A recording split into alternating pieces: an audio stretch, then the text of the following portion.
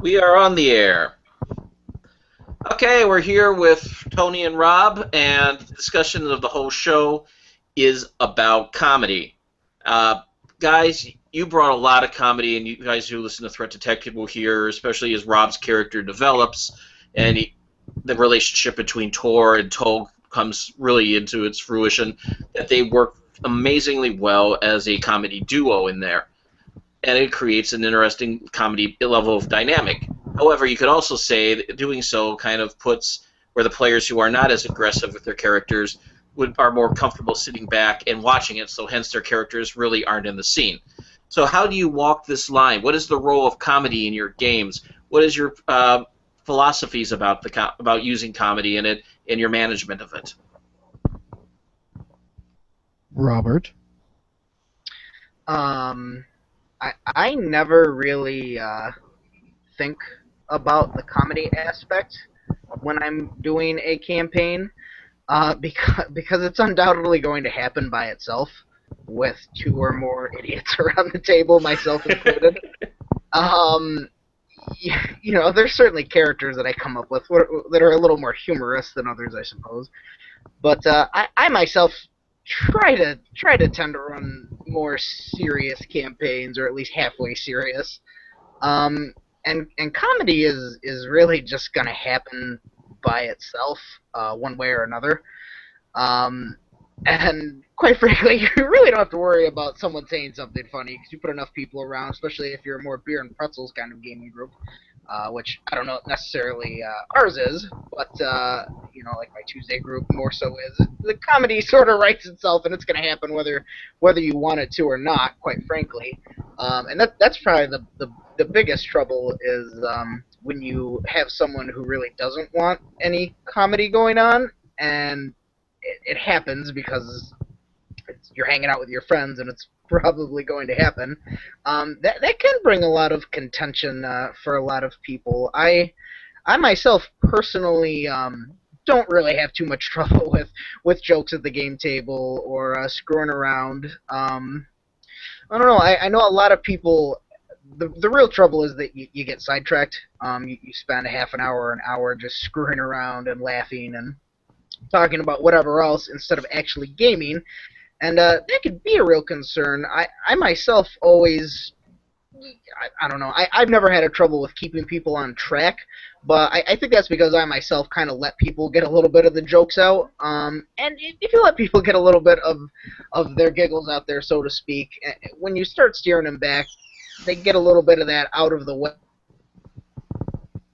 How about setting, Rob? I mean, you're as Chris Walk said, master of Game of Thrones gaming. Is comedy a part of Game of Thrones as a setting, or does that take you out of? You're not playing Game of Thrones anymore. You're playing something more Princess Bride-ish. I think that every session, and Tony can probably correct me if I'm wrong, I think at least once every session we said some stupid, goofy shit about what was going on. And quite frankly, in the world of Game of Thrones, where everything is so dark and everything is so bad and people are dying that you care about, sometimes you really do need to out of character make those jokes to kind of keep your sanity, quite frankly. That I wholeheartedly agree with.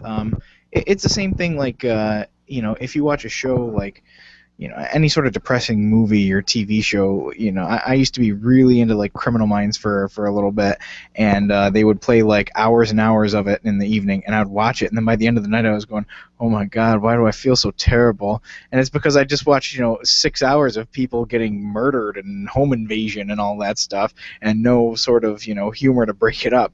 So I think that it's definitely important to have that comic relief, even if it's not part of the game itself, to kind of relax, take a step back, and breathe for a second.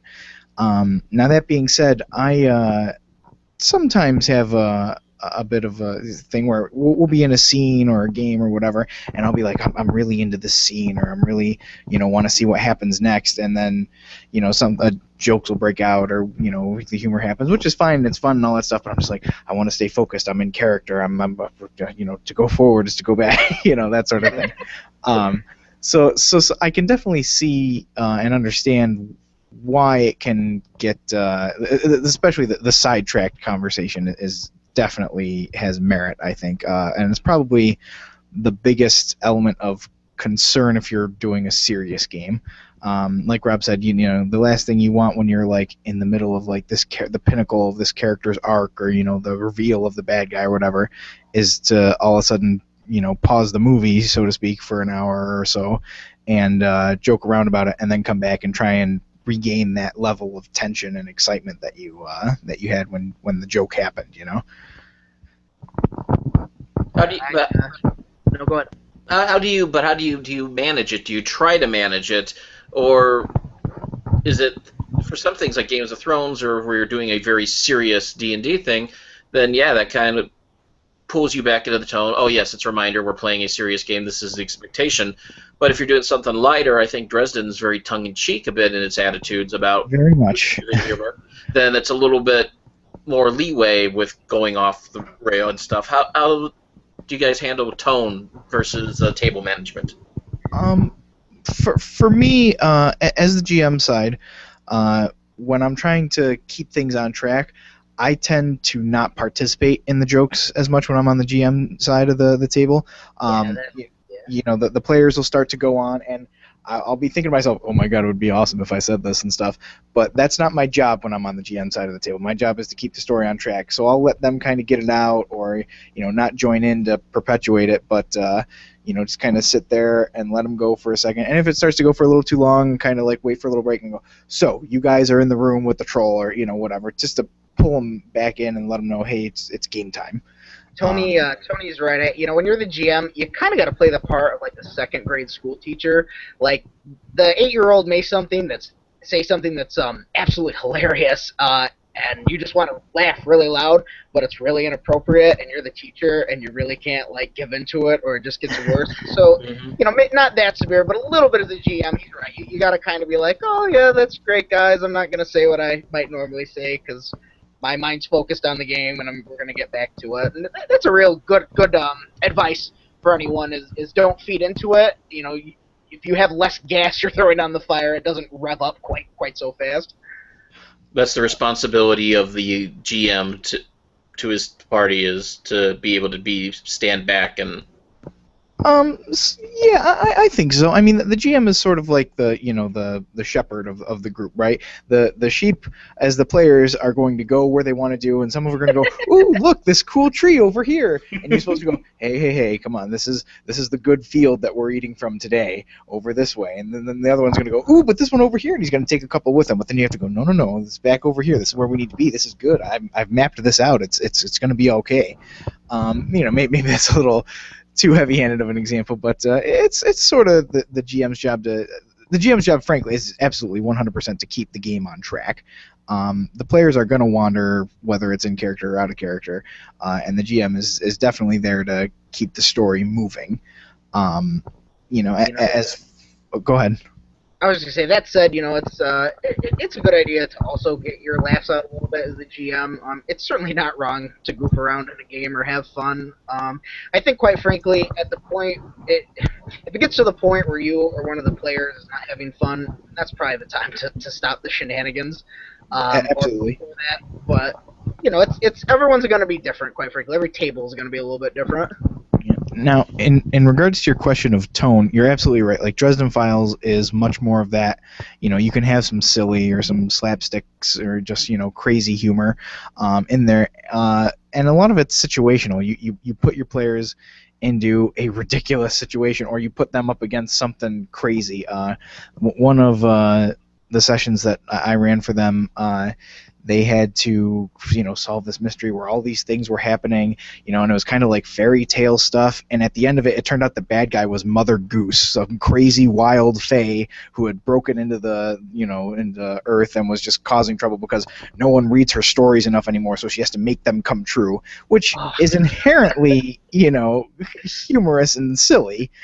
I just remembered that what we did was we had all our characters dress up in like costumes and act out a like, well, we acted out a Fable together, and that's what summoned her. I totally forgot about that. That was Yeah, super funny. definitely. So I mean, like that game in particular lends itself to some of those kind of silly moments where, you're left you leave the players holding the bag, going, "Oh my God, this is a ridiculous situation," and it lends itself to that sort of thing. Now, Game of Thrones, on the other hand, or World of Darkness is much more serious and such. But some of the humor can come in places where you might not expect it, just because of you clash things against each other.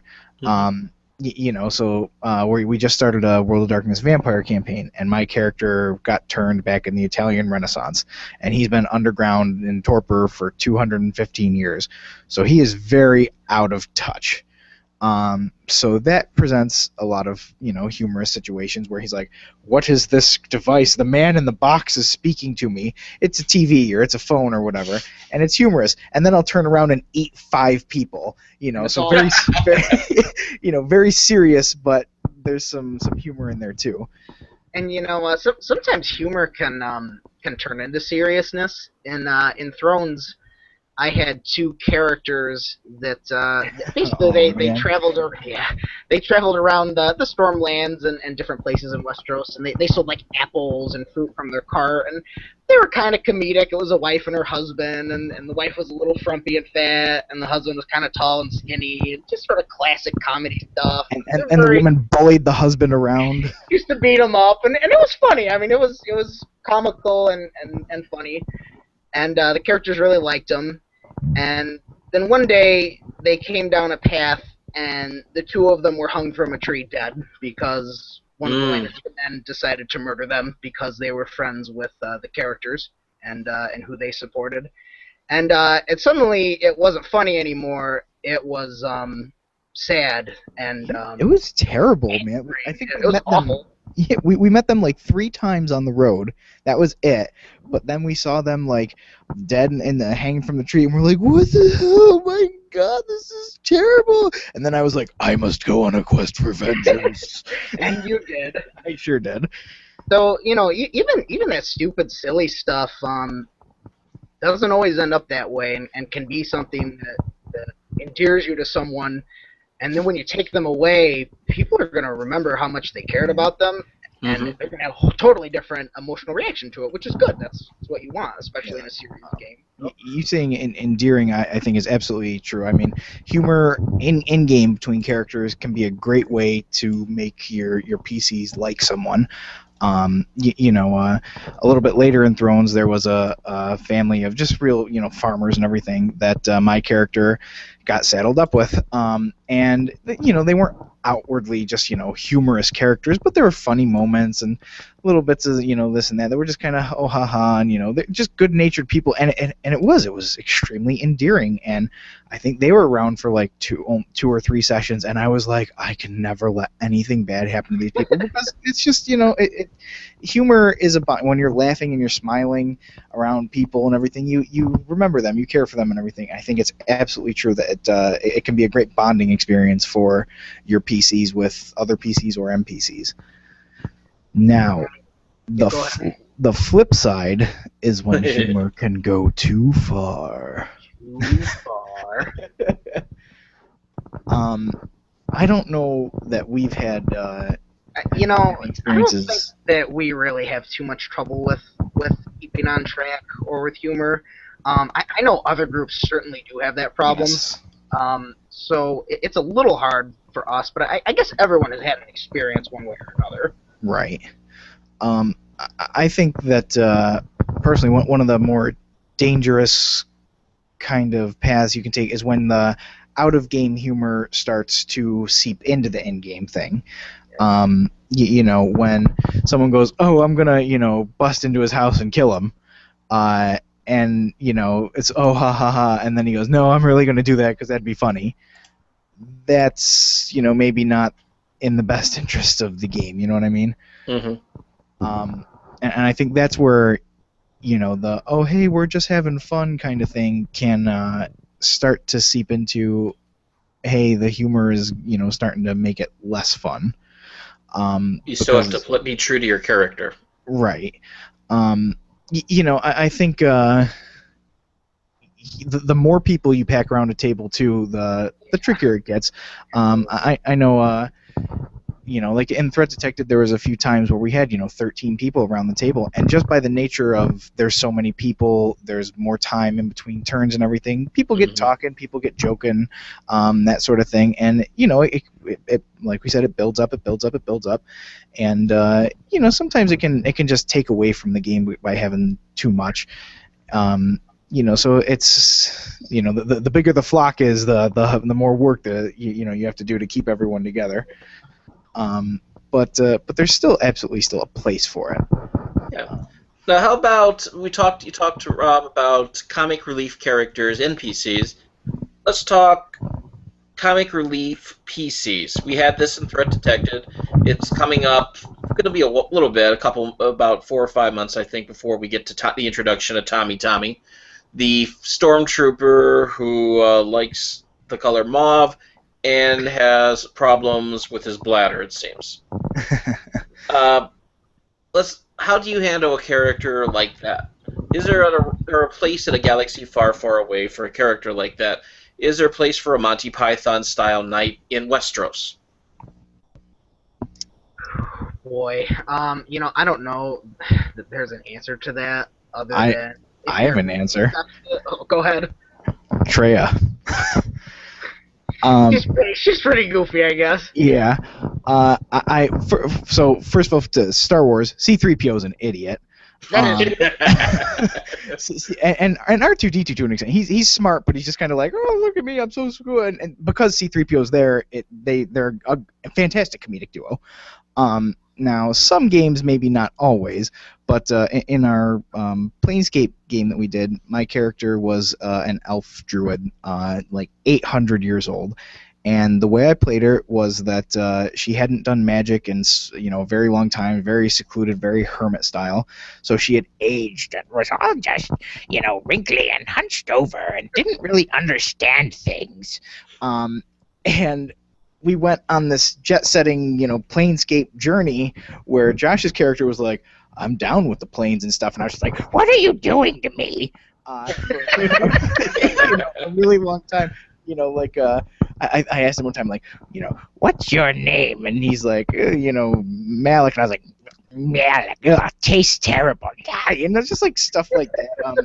I think the first session we got sucked away in the planes, and what was Bleep Boop Boop? He's just a ball of energy, right? Yeah, he's like a ball of positive energy, basically, that had sentience. Yeah, so we run into this ball of sentient energy in a dungeon, like strapped to a wall, and we set him free, and I was just like, oh, how are you doing? What is your name? And Rob goes, boop, boop, boop, and I go, nice to meet you, bleep, bloop, bloop. That was his name from henceforth. Yeah, so that and it was absolutely true to the character, 100%, but it was funny. And as we progressed through the campaign, I did more and more magic, and eventually kind of aged backwards a little bit and got much more in tune with it. But then, since I was a druid and all about nature, we went to the Mechanist, the plane of metal and machine, and I immediately reverted back and tried to kill Josh because I was like, "Where did you take me here? This is terrible."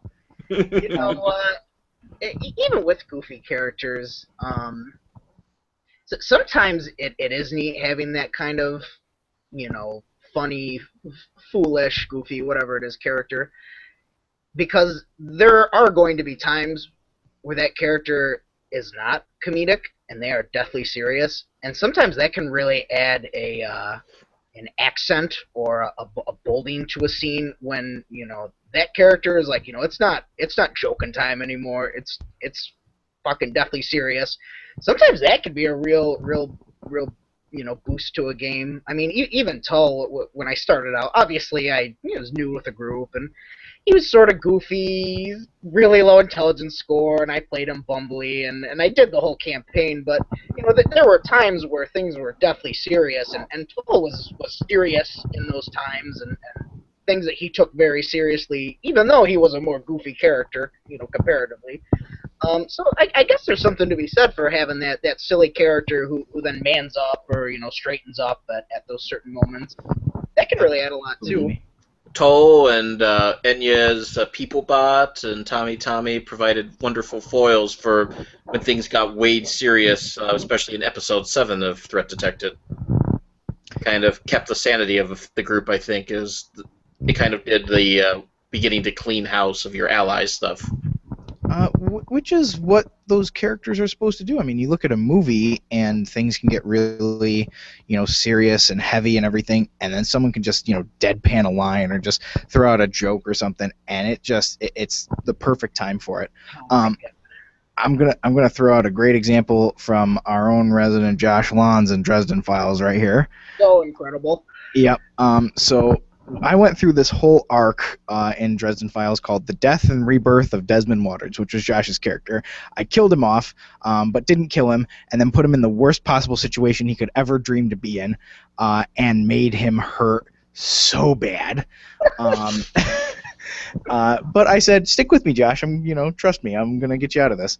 So we get to this part where, everything's coming to a head, and, earlier in the session, the bad guy was like, oh, Josh, blah, blah, blah, maybe we'll spruce up the place and, get a ping pong table and whatever. So things get really hot and heavy. The chips are down. Everyone's gonna die. And things just, take that turn. He's able to, break free of his curse and everything. The bad guy gets his comeuppance, gets his head cut off, and everyone's just... and it's that moment of silence where, you can hear the pin drop, and Josh just goes, guess we aren't getting the ping pong table. And it was the most hairy Dresden Files line possible. The way he delivered it, I mean, it was fantastic. There are these moments of perfection that you can just reach out and grasp in life, and Josh clung onto one for dear life there. It was so perfect. We all burst out laughing. Then the battle was on, and the good guys jumped up and were able to start beating on the bad guy. It was perfect gaming moment. That's a perfect example of just some silly humor in character that it was just right, especially Dresden Files, but just, yes. It was perfect. It was exactly how that scene should have been, and it just tied it together, and I remember sitting there, and I was just like, man, this is the Dresden Files. It's our version of it. I was feeling it, and then I burned some people because of magic, and it was awesome.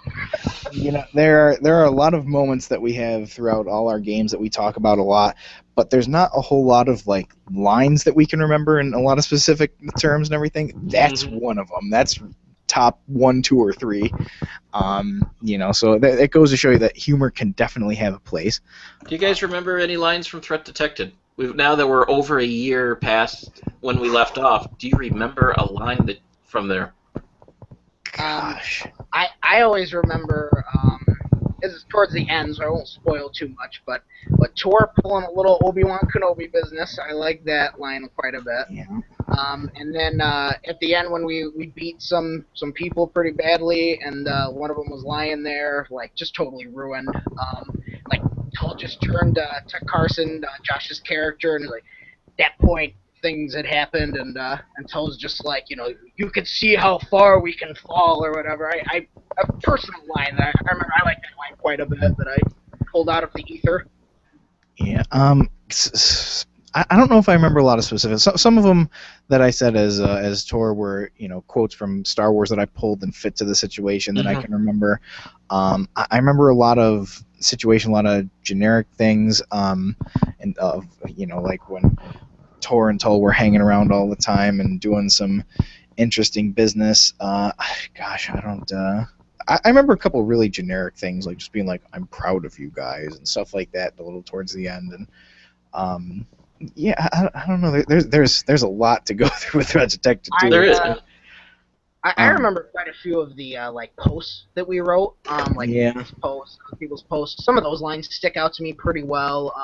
There's I was actually telling Tony about it a week or two ago. There was a post about Tor. He's talking about how he wasn't training Padawans in temples. It was in back alleys and in starship hulls, and I remember that line specifically, and just what he was talking about. That really stands out to me. quite a bit. I mean, the big one is Sith Wizard, obviously. Oh, that's a campaign-defining one. Yeah. You say that to anyone who played in our group, you just go Sith Wizard, and they'll be like, "Oh man," it's one of those things where people would know.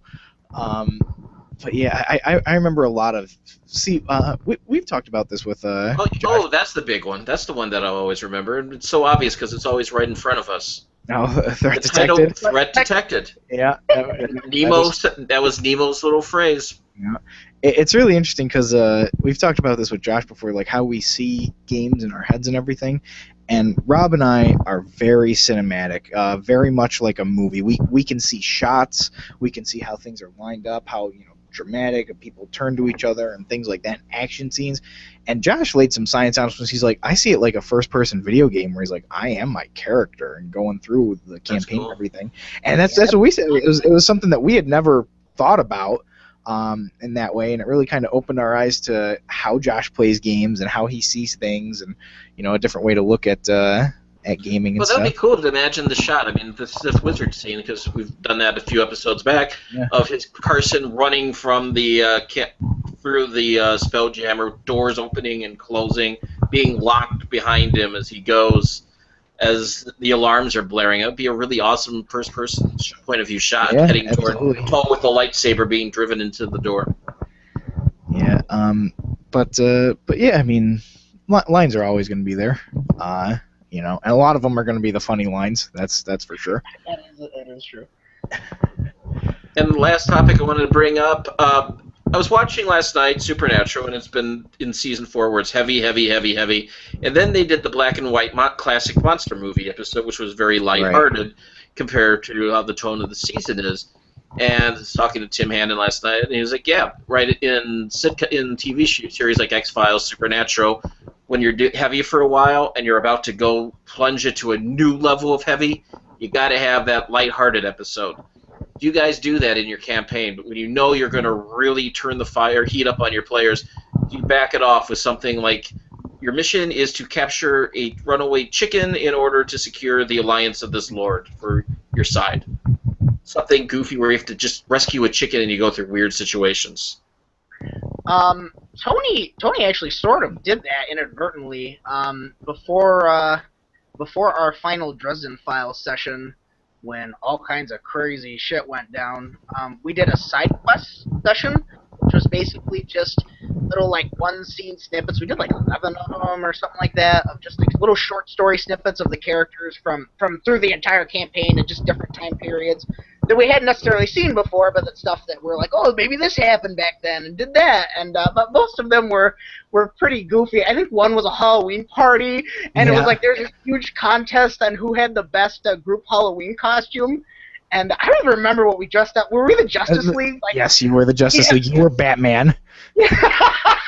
Connie was Batman. She was all dressed up, and not Batgirl. She was dressed like Batman because he's super awesome.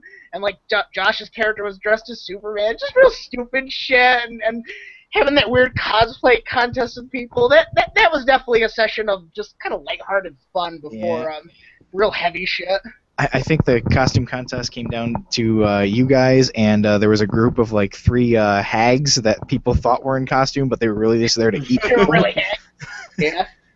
So did you do that purposely, Tony, or was that an accidental, subconscious thing? I definitely wanted to do that session, because if you're familiar with Dresden Files at all, there's a whole bunch of books, and there's a book called Side Jobs where he does that. It's a whole book just of very short stories. Some of them are a little more serious than others, but they're just short, kind of quick snippets to kind of explore things. So I knew I wanted to do that, and we were going camping one weekend, and I was like, oh, I'll run it out there. But I think I got sick or busy or something beforehand, so I didn't get the time to write it up. So I didn't run it then, and we were really in the midst of some heavy stuff, so by the time we got back to our normal schedule, it's like, well, we'll put it off, and I knew I definitely wanted to do it, so I was like, well, right before we go into the end, it'll be a good time for it, because there's not really any other time. I don't really want to do it after the campaign ends, because I want to finish with the end of the campaign, so it kind of, by accident got put where it did, but I definitely knew I wanted to do it at some point, and the more I got closer to the end, I was like, I think this will be a really good place to kind of go back and kind of reflect on the campaign a little bit too before we got into that last chapter. Kind of like that flashback of previously on, the Buffalo Files. So, there's a little bit purposely. Yeah, I don't know that I've ever done that in a campaign. Just like had like a. I've definitely had like silly characters and silly stuff. I don't know that I've devoted an entire session to like, let's just goof it up, guys. Yeah, I was trying to think about. I don't know that, like you said, an entire set. I think there've definitely been situations. Planescape certainly had a lot of goofy, just Right. silly shit in it. But that's sort of because it's Planescape. Right. Yeah. You've definitely had, a little more lighthearted things, though. And, when Toten got picked up by Jamie and we were coming back through the Riverlands and stuff, that was pretty entertaining and lighthearted. Considering all the dark Game of Thrones-ness, that was probably one of our more lighthearted sessions, I think.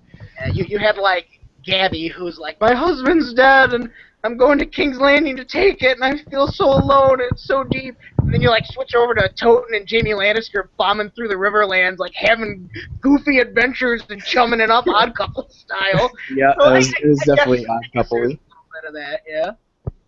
And, of course, Josh's entire life was just hell for that whole campaign. Our goal in life is to make Josh just feel pain.